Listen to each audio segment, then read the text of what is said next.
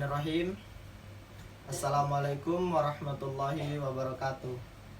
Halo, perkenalkan nama saya Muhammad Zulkifli dari kelas 11 IPS 1. Asal sekolah saya dari SMA Negeri 1 Bontang. Di sini saya akan membawakan dakwah. Dakwah tersebut berjudul Islam itu agama hidup dan untuk orang hidup, bukan agama mati untuk orang mati. Yang pertama, marilah kita panjatkan rasa syukur kita atas kehadirat Allah Subhanahu wa Ta'ala yang mana telah memberikan kita kesehatan, baik kesehatan jasmani maupun kesehatan rohani. Yang kedua, selawat serta salam tak lupa kita haturkan kepada junjungan kita, Nabi besar Nabiullah Nabi Muhammad Sallallahu Alaihi Wasallam, yang mana telah mereformasi tatanan akhlak dari zaman jahiliyah menuju zaman Islamiyah, sehingga kita dapat membedakan mana sebuah larangan dan mana sebuah perintah dari Allah Subhanahu wa Ta'ala.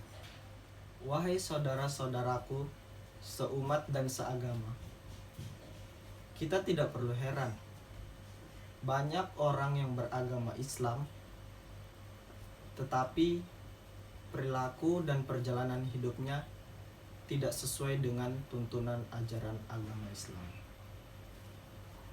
baik tentang pandangan hidupnya, perkataan dan perbuatannya, bahkan sampai pada iktikad keyakinannya. Manusia yang semacam ini tidak sedikit jumlahnya, bahkan hampir merata di seluruh lingkungan masyarakat bangsa kita ini. Yang lebih memprihatinkan lagi, adanya sikap menentang dan memusuhi para penganut ajaran agama Islam yang aktif dalam menjalankan ajaran agamanya. Mereka memandang sinis dan hina serta menilai semua serba negatif. Hal ini bisa terjadi disebabkan oleh beberapa hal atau faktor yang diwariskan oleh bangsa asing, yaitu bangsa yang pernah menjajah negeri kita ini. Semua tujuannya yaitu untuk memperkuat dan mengabadikan kekuasaannya di negeri kita ini.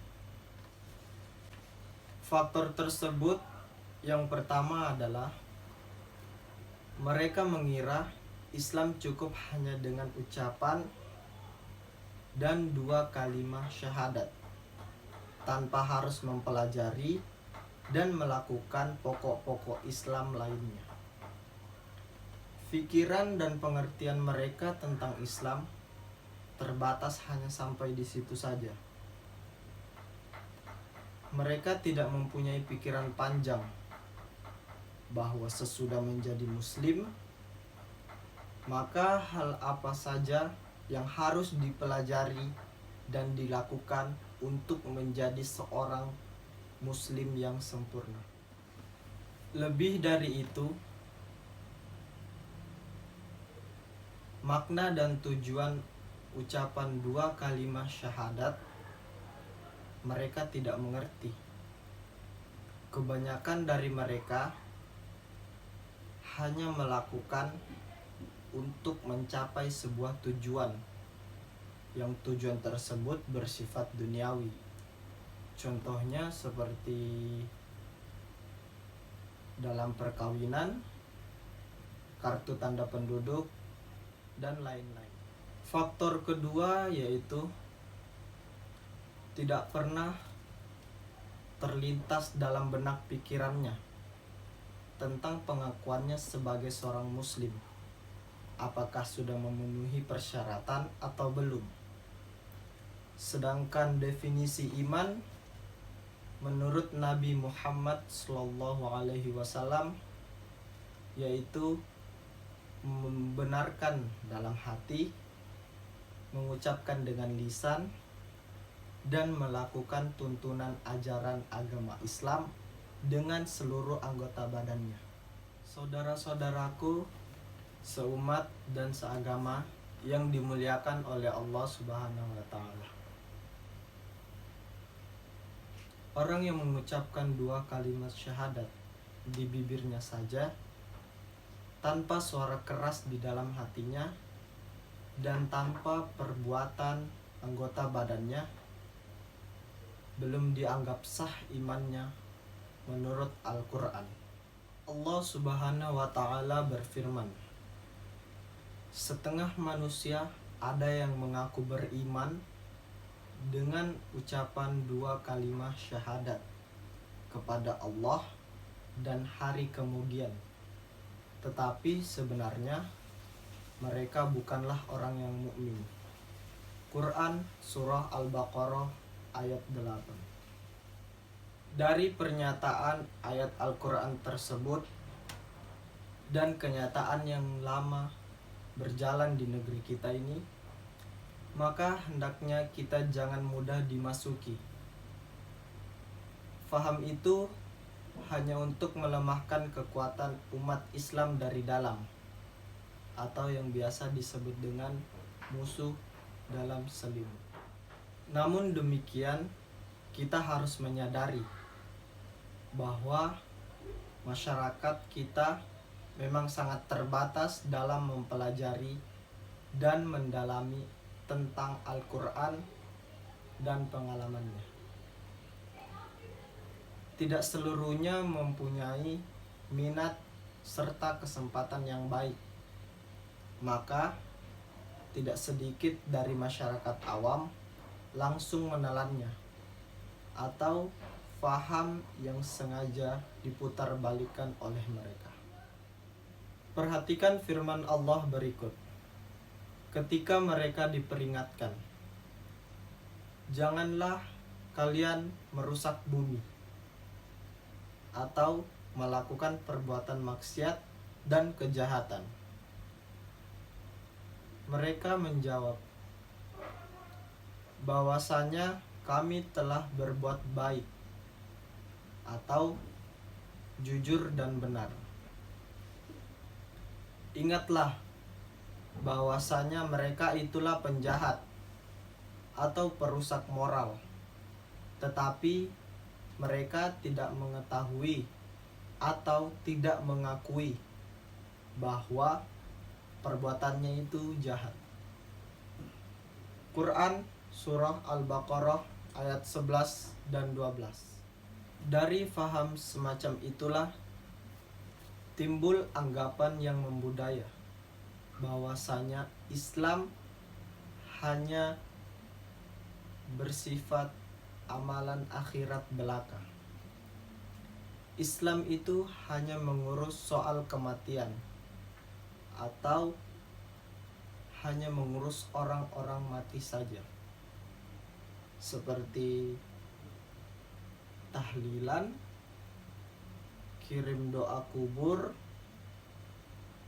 selamatan orang meninggal, dan lain-lain yang dikaitkan pada masalah keakhiratan belaka. Anggapan semacam ini telah membudaya dan meresap hampir di seluruh bumi Nusantara di negeri ini. Dengan anggapan-anggapan tersebut, Belanda berhasil menguasai bumi Nusantara ini selama 350 tahun. Anggapan yang sudah meresap seakan Islam itu adalah agama khusus orang mati. Oleh sebab itu, pemeluknya tidak diperkenankan hidup lama-lama. Sekalipun berumur panjang, tetapi masalah duniawi seperti tatanan masyarakat dan lain-lain hendaknya dipercayakan kepada yang lainnya. Demikianlah jika anggapan yang salah dibiarkan terus membudaya, maka orang muslim yang sungguh-sungguh beriman akan terjepit hidupnya karena diusahakan oleh mereka agar Islam musnah dari bumi ini. Na'udzubillah, summa na'udzubillahi min zalik. Untuk itu, marilah kita luruskan kembali dan tunjukkan faham agama Islam yang sebenarnya kepada mereka yang belum faham tentang ajaran agama Islam yang sesungguhnya. Baik, inilah dakwah yang dapat saya sampaikan. Semoga bermanfaat bagi kita semua dan dapat memberikan petunjuk bahwa agama Islam itu adalah agama hidup dan untuk orang hidup, bukan agama mati untuk orang mati. Ihdinas siratal mustaqim. Billahi taufiq wal hidayah. Assalamualaikum warahmatullahi wabarakatuh.